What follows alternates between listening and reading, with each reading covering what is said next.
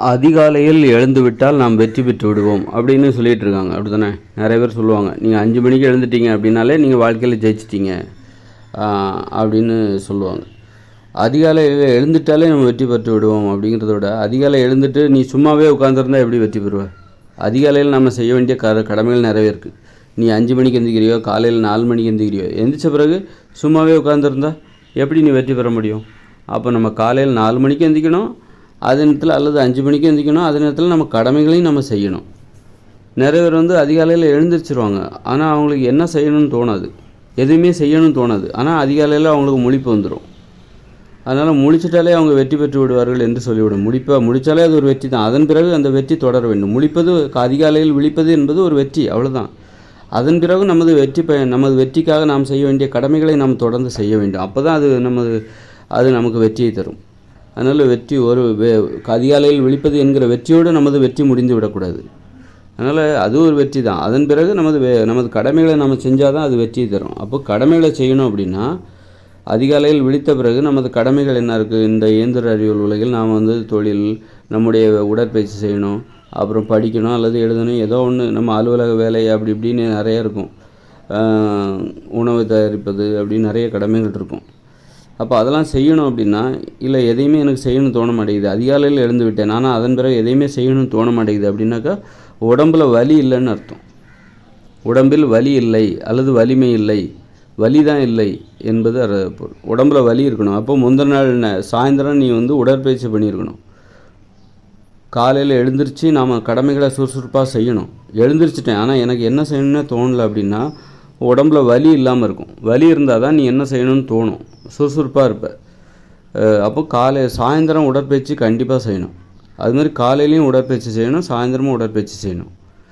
இது ரெண்டும் முக்கியம். அப்போ தான் நீங்கள் காலையில் எழுந்திரிச்சோடனே உடம்புல வலி இருந்துக்கிட்டே இருக்கணும். அப்போ தான் என்னாகும், நம்ம சுறுசுறுப்பாக ஒரு வேலைகளை நம்ம செய்வோம்.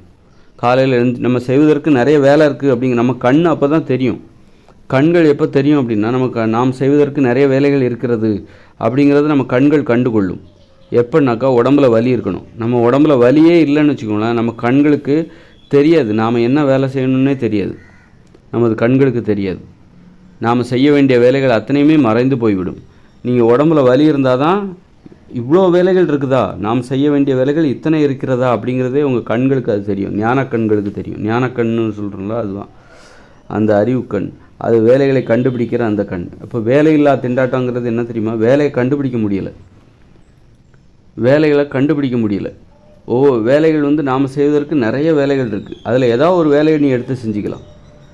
அப்போ உடம்புல வலியே இல்லாத ஒரு வாழ்க்கை வாழ்ந்துகிட்டு இருக்கோம். நம்ம ஒரு உடற்பயிற்சி செய்யாத ஒரு வாழ்க்கை, ஒரு விளையாடுவதற்கு வாய்ப்பு இல்லாத ஒரு வாழ்க்கை, இப்படி ஒரு வாழ்க்கையை நம்ம உடல் உழைப்பிற்கு வாய்ப்பே இல்லாத ஒரு வாழ்க்கையை வாழ்கிறோம்ல. அதனால் உடம்புல வலியே இல்லை. அதனால தான் நாம் என்ன வேலை செய்யணும் அப்படிங்கிறதே நம்ம கண்ணுக்கே தெரியல. உடம்புல நல்ல வலி இருந்துன்னு வச்சுக்கலாம், நல்லா உடற்பயிற்சி செய்கிறோம், உடல் உழைப்பில் ஈடுபடுகிறோம், விளையாடுகிறோம், ஆடுகிறோம், பாடுகிறோம், இப்படிலாம் அப்போ உடம்புல ஒரு வலி இருக்கும். அப்போ உன் கண்ணுக்கு 1000 வேலைகள் தெரியும். நீ செய்ய வேண்டிய வேலை 1000 இருக்கும்.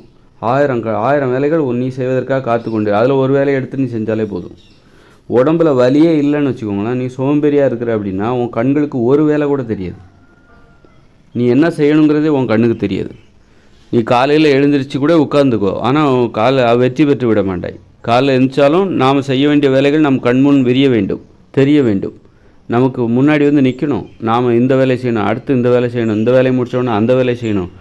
இப்படி நாம் செய்ய வேண்டிய வேலை நமக்கு தெரிய வேண்டும் என்றால் நமது உடலில் வலி இருக்க வேண்டும். உடற்பயிற்சி செய்ய வேண்டும், விளையாட வேண்டும், நீச்சல் எடுத்து குளிக்க வேண்டும், நடக்க வேண்டும், ஓட வேண்டும்.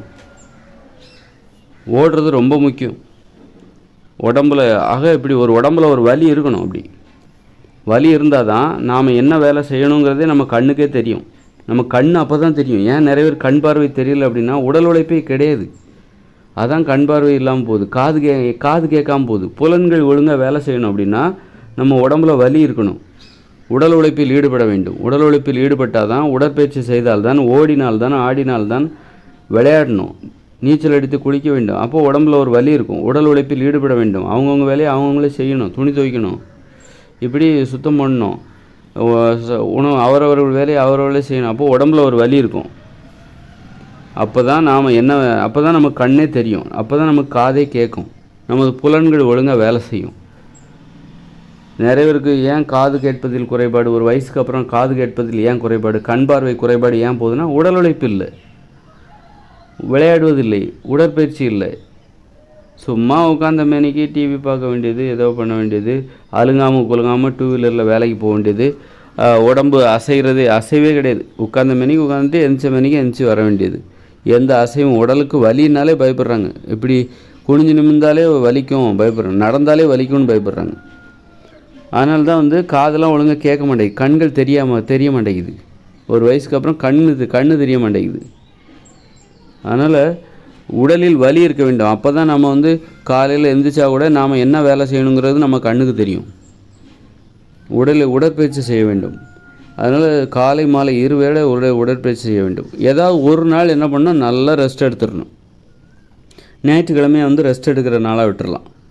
ஞாயிற்றுக்கிழமை இல்லை சனிக்கிழமை ரெஸ்ட் எடுக்கிற நாள். நல்லா சனிக்கிழமை ஃபுல்லாக ரெஸ்ட்டு, வெள்ளிக்கிழமை வரைக்கும் நல்லா வேலை உடற்பயிற்சி எல்லாம் பார்த்துட்டு சனிக்கிழமை நல்ல ரெஸ்ட்டு. அப்புறம் ஞாயிற்றுக்கிழமை ஏதாவது பொழுதுபோக்கு நடைமுறைங்க, சுற்றுலா, அது மாதிரி ஏதாவது போக வேண்டியதான். அவரவர்களோட விருப்பம். அதனால் காலையில் எழுந்திருப்பது மட்டும் முக்கியம் இல்லை. காலையில் எழுந்தவுடனே நாம் செய்ய வேண்டிய வேலைகள் நம் கண்முன் தெரிய வேண்டும். அப்போ தான் அந்த காலையில் எழுந்திருப்பதால் நமக்கு நிறைய பயம் ஏற்படும். காலையில் எழுந்திரிச்சோம், இவ்வளோ வேலைகள் நம்ம பார்த்துட்டோம், நிறைய வேலைகள் செய்து விட்டோம் அப்படிங்கிற அந்த உணர்வு வரும். அப்போ காலையில் நாம் செய்ய வேண்டிய வேலைகள் நம்ம கண்ணுக்கு தெரியணும். காலையில் எழுந்திரிச்சிட்டு மனசு வெறுமையாக பிளாங்காக இருக்குது அப்படின்னா, நான் என்ன வேலை செய்யணுன்னே எனக்கு தோணலை, எதை படிக்கணும்னு தோணலை, எதை செய்யணும்னு தோணலை அப்படின்னா உன் உடம்புல வலி இல்லைன்னு அர்த்தம். நீ எந்த உடற்பயிற்சி எதுலேயுமே நீ செய்யலை, உடல் உழைப்பில் ஈடுபடவில்லை, நடக்கவில்லை, ஓடவில்லை. அதனால தான் உனக்கு என்ன வேலை செய்யணுங்கிறது தெரியலைன்னு அர்த்தம். அதனால் உடம்பில் வலி இருக்கணும். வலி இருந்தால்தான் நீ செய்ய வேண்டிய வேலை உன் கண்முன் தெரியும், உன் காது கேட்கும். அப்போ தான் உன் காது கேட்கும், உனது கண் தெரியும். ஒழுங்காக உடம்பு வேலை செய்யும்.